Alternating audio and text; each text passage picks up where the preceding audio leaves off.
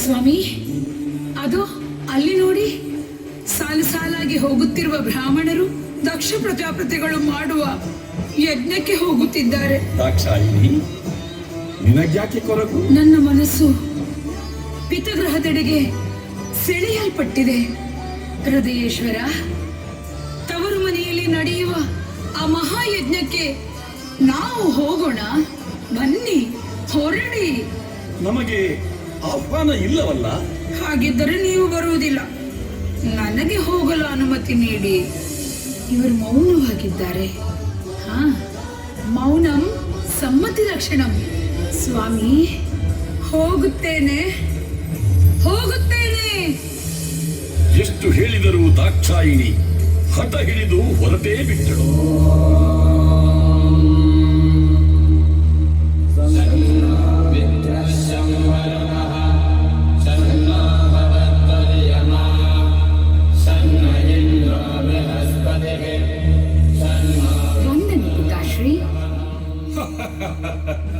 ನೋಡಿ ಮಹಾಮುನಿಗಳೇ, ಆಮಂತ್ರಣವಿಲ್ಲದೆ ಒಂದು ಅತಿಥಿಯ ಆಗಮನವಾಗಿದೆ.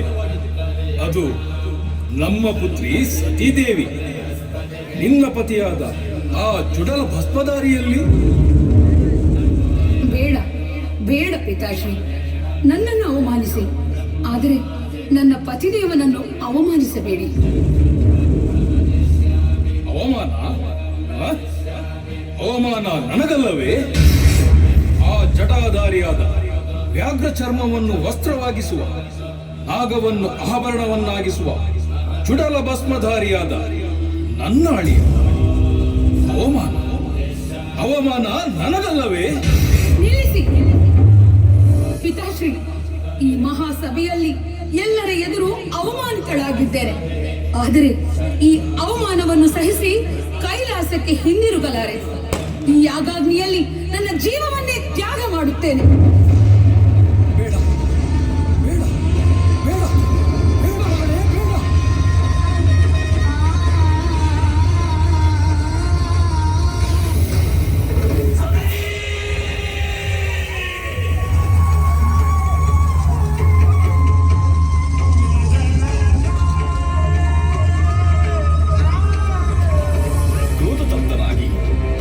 ಜಟೆಯನ್ನು ಧರೆಗೆ ಅಪ್ಪಳಿಸುತ್ತಾನೆ. ಅಟ್ಟಹಾಸದಿಂದ ಜಗಜಟ್ಟಿ ವೀರಭದ್ರ ಹುಟ್ಟಿ ಬರುತ್ತಾನೆ. ದಕ್ಷಾಧ್ವರವನ್ನು ಕೆಡಿಸಲು ಆಜ್ಞಾಪಿಸುತ್ತಾನೆ.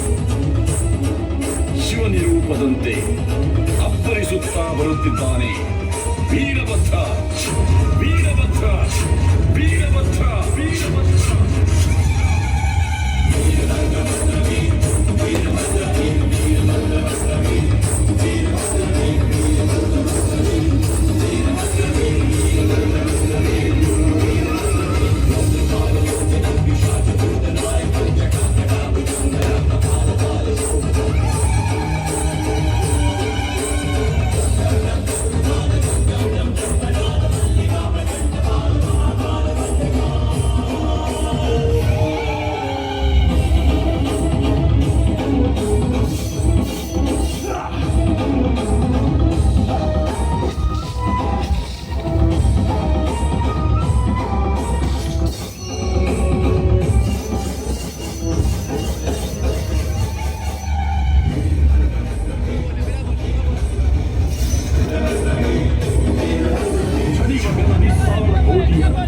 ಗಡಬಡೆಯ ಗಂಭೀರ ಭೇರಿಯ ನುಡಿವ ಘನ ವಾದ್ಯಗಳ ಬದಲಿ ವೀರಭದ್ರ ಅಪ್ಪರಿಸಿ ಬಂದಿರಿದು ದಕ್ಷನ ಯಾಗ ಮಂಟಪವನ್ನು ಪ್ರವೇಶ ಮಾಡುತ್ತಾನೆ.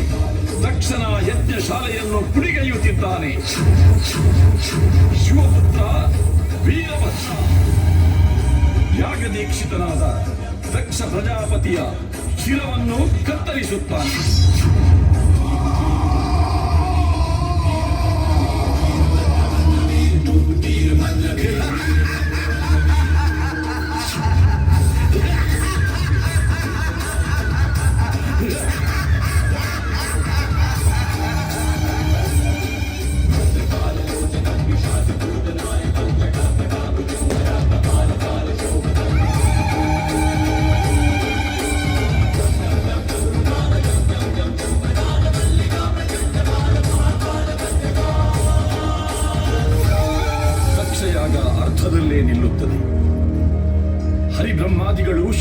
ಪ್ರಾರ್ಥಿಸುತ್ತಾರೆ. ಕೋಪ ತಣಿದ ಹರ ಆಡಿನ ಶಿರವನ್ನು ದಕ್ಷನ ದೇಹಕ್ಕೆ ಸೇರಿಸಿ ಯಾಗ ಪೂರೈಸುವಂತೆ ಮಾಡುತ್ತಾನೆ. ಸತಿ ವಿಯೋಗದ ದುಃಖವನ್ನು ಸಹಿಸಲಾಗದ ಶಿವನು ದಾಕ್ಷಾಯಿಸಲು ಶ್ರೀ ವಿಷ್ಣುವು ತನ್ನ ಸುದರ್ಶನ ಚಕ್ರದಿಂದ ಸತೀ ದೇವಿಯ ದೇಹವನ್ನು 51 ತುಂಡುಗಳಾಗಿ ವಿಭಜಿಸುತ್ತಾನೆ. ಆ ದೇಹದ ಭಾಗಗಳು ಬಿದ್ದ ಸ್ಥಳವೇ ಶಕ್ತಿಪೀಠಗಳು. ಅಲ್ಲಿ ಶಕ್ತಿ ದೇವತೆಯ ವಿಭಿನ್ನ ರೂಪಗಳನ್ನು ಪೂಜಿಸಲಾಗುತ್ತದೆ. ಕೊಟ್ಟಿಯೂರು ಕ್ಷೇತ್ರ ಕೇರಳದ ಕಣ್ಣೂರು ಜಿಲ್ಲೆಯ ಕೊಟ್ಟಿಯೂರು.